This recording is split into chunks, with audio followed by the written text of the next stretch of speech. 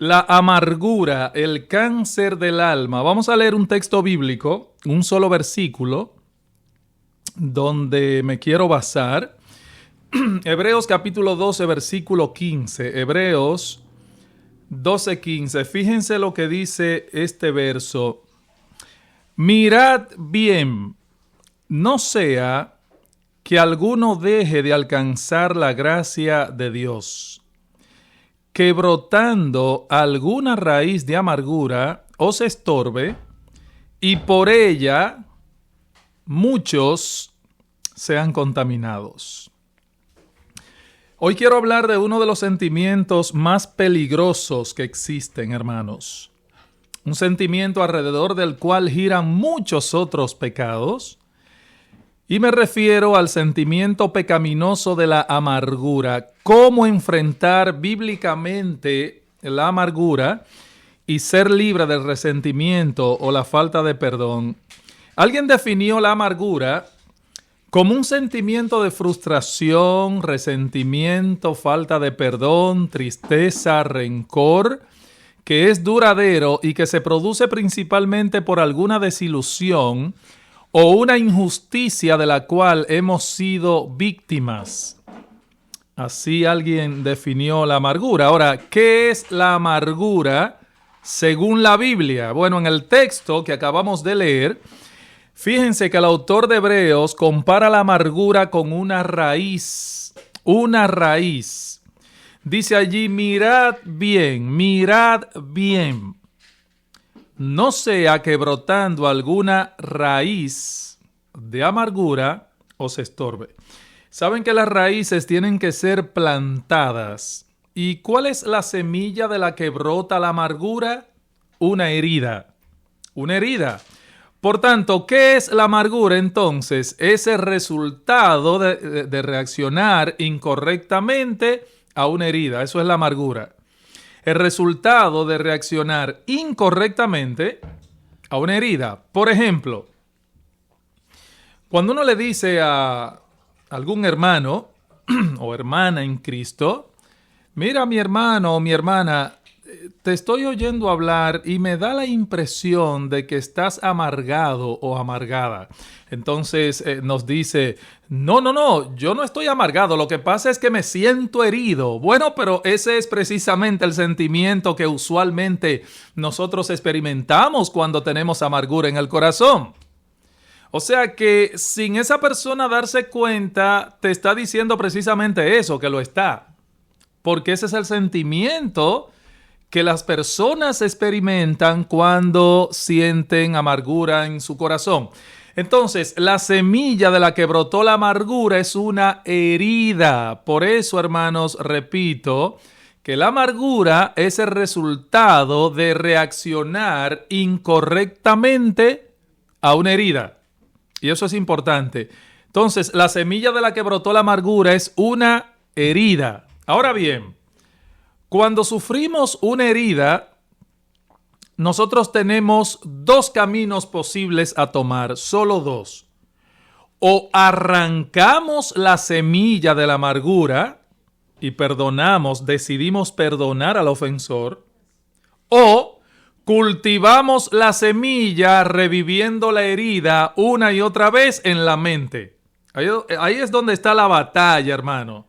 Ahí es donde llegan los dardos de fuego del maligno.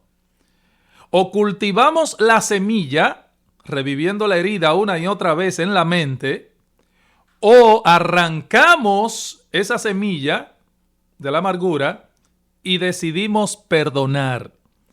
Ahora la pregunta es, ¿qué debe hacer un cristiano para poder luchar eficazmente con esta plaga, con este pecado?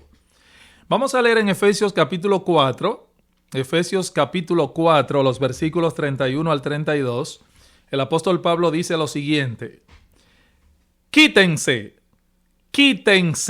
de vosotros toda amargura, enojo, ira, gritería, maledicencia y toda malicia. Antes sed benignos unos con otros, misericordiosos, perdonándoos unos a otros como Dios también os perdonó a vosotros en Cristo. ¿Qué es lo que Pablo está diciendo en este pasaje? Bueno, Pablo nos dice que no debe haber lugar para la amargura y el resentimiento, que tenemos la responsabilidad dada por Dios como creyentes de echar fuera de nosotros todo sentimiento de amargura que intente adueñarse de nuestro corazón. Por eso dice el texto, es muy explícito, quítense de vosotros toda amargura. Fíjense que ahí no dice, espera que Dios obre en tu corazón. Quédate tranquilo, tranquila, esperando que Dios obre. No, eso no es lo que dice el texto. Pablo está diciendo aquí más bien, quítense. Claro, inspirado por el Espíritu Santo. Él dice, quítense esa amargura y amparado en la gracia y el poder que Dios da, mi hermano, quítate esa ropa sucia y hazlo ya. Es lo que está diciendo. Reprende eso, quítalo de ti. Es tu responsabilidad. Quítate toda amargura. La pregunta es, ¿cómo? ¿Y cómo yo podré hacer esto? Bueno, en primer lugar, y vamos a proyectarlo ahí para aquellos que toman nota, lo primero que debemos hacer si queremos quitar de nosotros, como dice Pablo, esa plaga, debes examinarte a ti mismo. Debes examinarte a ti mismo para ver si has estado permitiendo que este pecado, esa semilla, halle cabida en tu corazón. Examínate a ti mismo. Ahora, trata de ser objetivo. ¿Cómo? Bueno, yo quiero dar a continuación una lista de síntomas para que nosotros podamos evaluarnos. Alguien escribió una vez que detectar la amargura no es tan sencillo en nosotros, no es tan fácil. Podemos verlo quizá en otros o notarlo en otro, pero en nosotros mismos no es tan simple. Así que si hablamos de que debes examinarte a ti mismo, tú debes tratar de ser objetivo. O sea, al examinarnos, al evaluarnos a nosotros mismos para ver si hemos estado permitiendo que este pecado haya cabida en nuestro corazón, entonces debemos ser objetivos, hermanos. Y ahí es donde está precisamente el problema, que muchas veces no somos tan objetivos evaluándonos a nosotros mismos. A otros sí, pero a nosotros mismos no. Así que yo quiero darte una lista de síntomas que puedan ayudarte a evaluar si realmente tú estás amargado o amargada, si tú estás permitiendo que esa semilla, esa plaga, pues se desarrolle y germine en tu corazón. ¿Cómo uno sabe que ya ese veneno ha comenzado a corroer el corazón? Bueno, he aquí algunos síntomas. Chismes y murmuración. Chismes y murmuración. ¿Saben una cosa? El que se siente herido y está amargado comienza a hablar. Él quiere que los demás sepan lo que está pasando y lo que ha pasado. Chismes y murmuración. Por otro lado, quejas. Eso es lo segundo, quejas. O sea, se convierte en una persona quejumbrosa. Todo el tiempo está quejándose de alguien o de algo. Ahí puede haber amargura. Número 3, sospechas. Sospechas. O sea, dudamos de los motivos de aquellas personas contra las cuales estamos resentidos. No, yo sí sé por qué lo dijo. No, tú no lo sabes porque tú no eres Dios. No puedes juzgar la intención de la otra persona. Así que sospechas es un síntoma de que esa semillita de la amargura está ahí. Autocompasión. Esto es otra de las señales. Autocompasión. ¿Qué significa esto? Bueno, que los pensamientos giran en torno a nosotros mismos y en torno a lo que se nos ha hecho a nosotros. Yo no merecía esto. Yo no merezco que me traten de esa manera. Autocompasión. Pena de sí mismo. Otra, falta de gozo.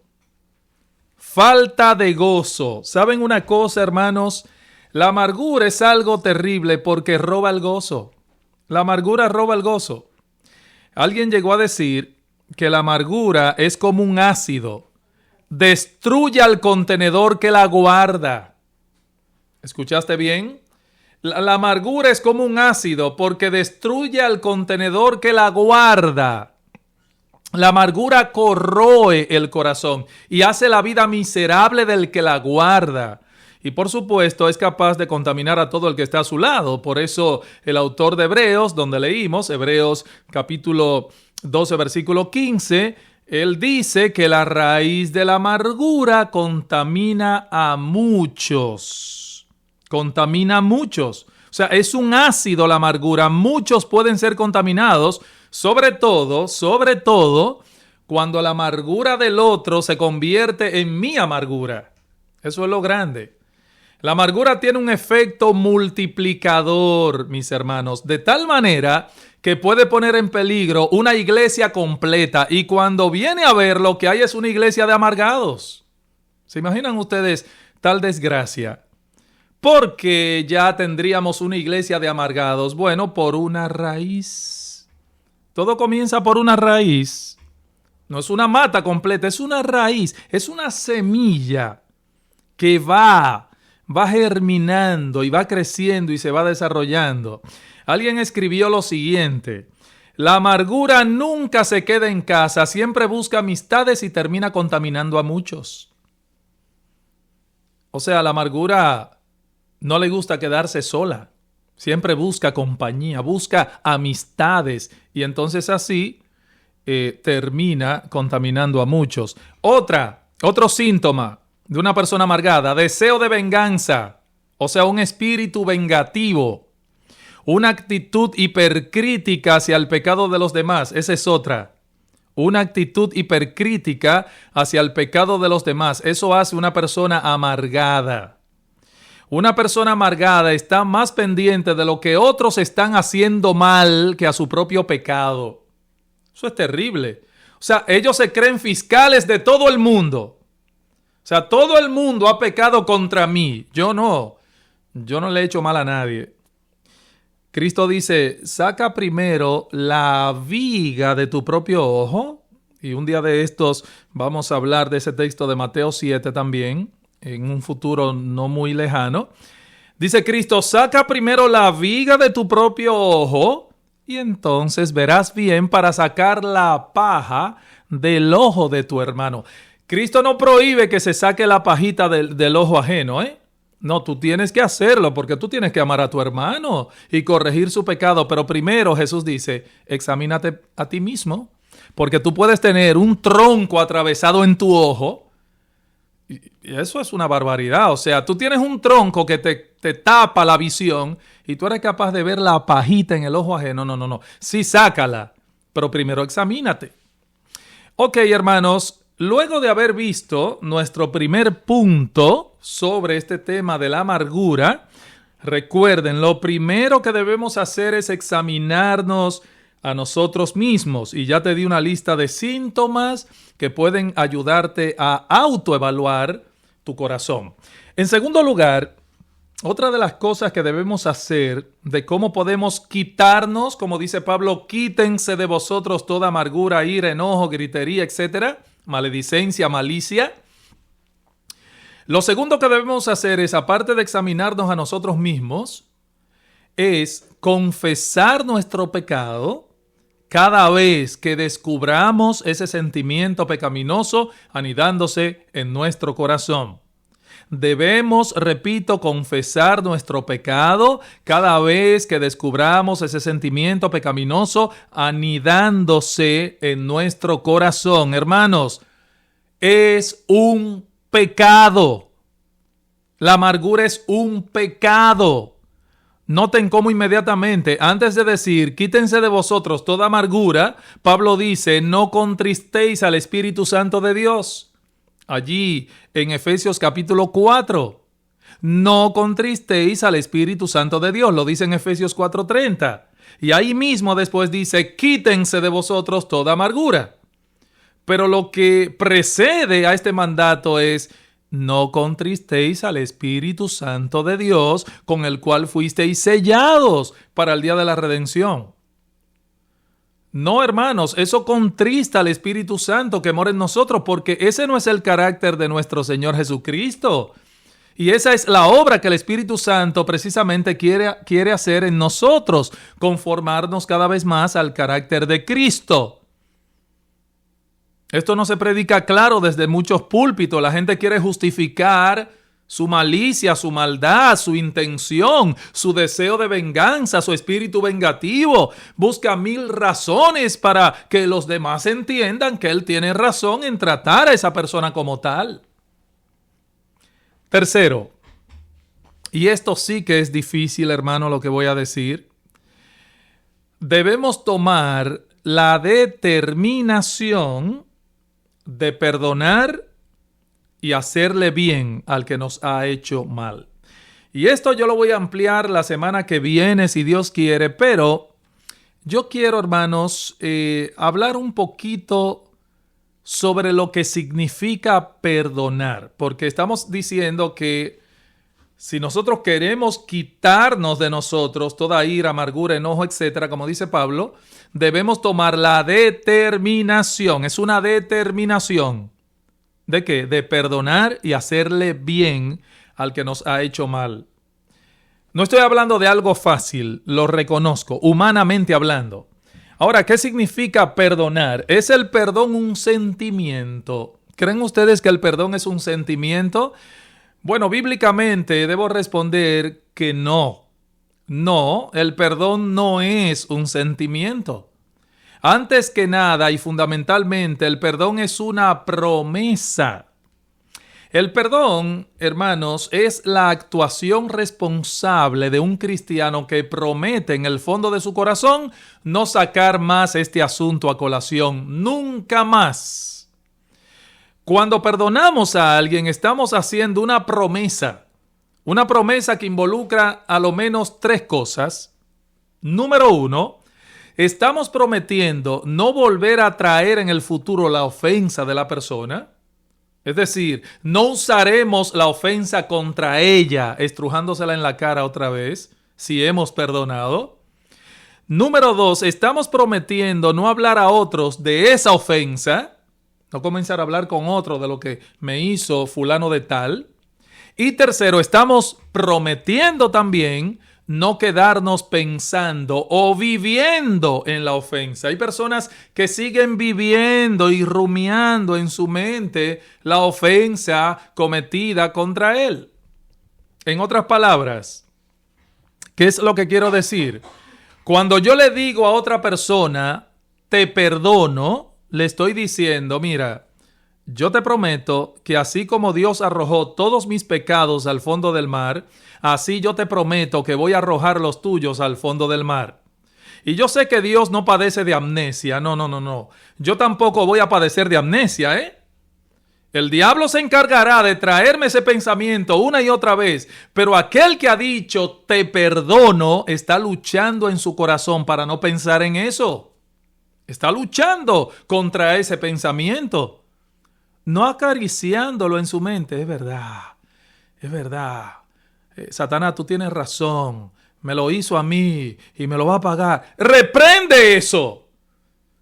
Dios no recuerda tus faltas y te le estruja en la cara porque ya Él te perdonó. La sangre de Cristo, su Hijo, nos limpia de todo pecado. Y así dice la Escritura que tú y yo debemos perdonar al que nos ofende.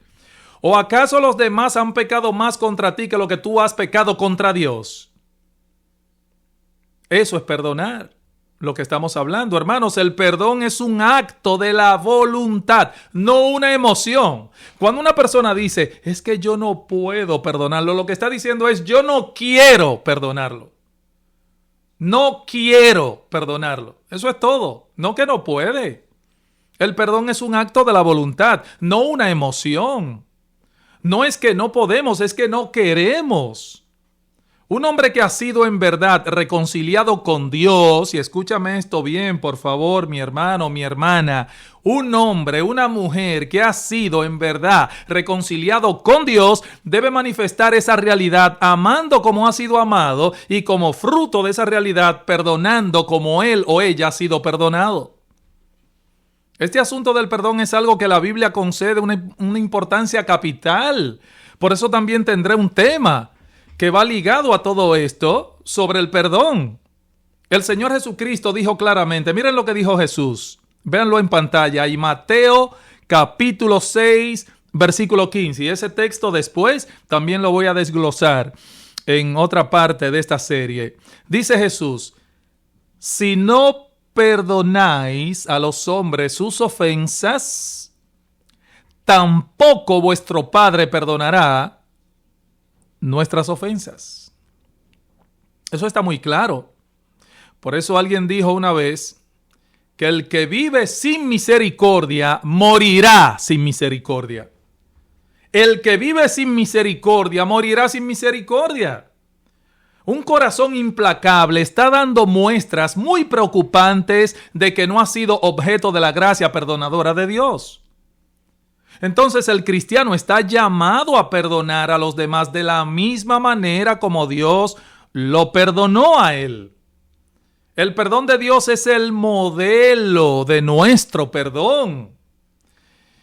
¿Y cómo es ese perdón de Dios? ¿Cómo es ese perdón que Dios otorga? Bueno, en primer lugar es un perdón real. Es un perdón real.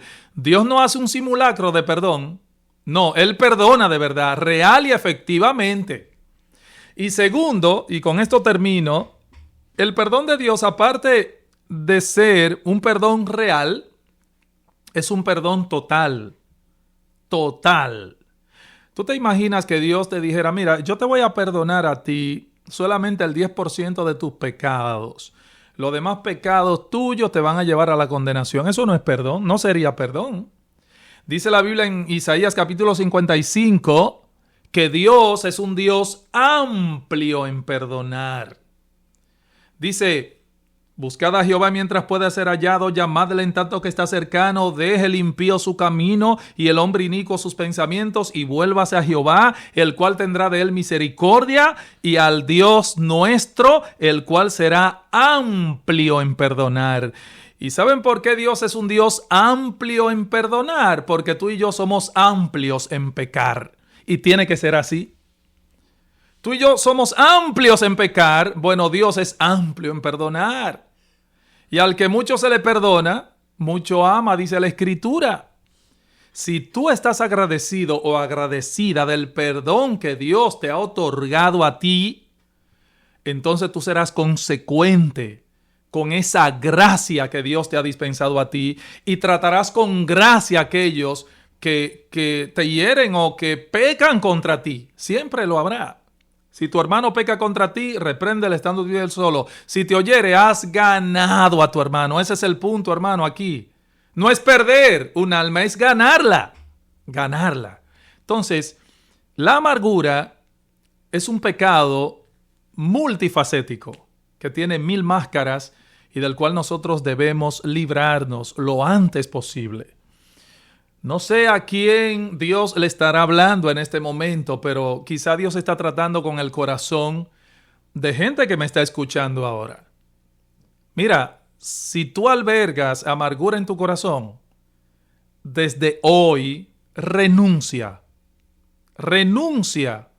a esa plaga, a ese pecado. Es un pecado que te va a hacer daño a ti, como veremos más adelante. Hermanos, que Dios nos ayude y nos aliente con estas palabras y vamos a repasar en nuestras mentes cada uno de estos principios, no solamente para tenerlo como una fuente de información teórica, no. Hagamos algo con esto que estamos predicando hoy.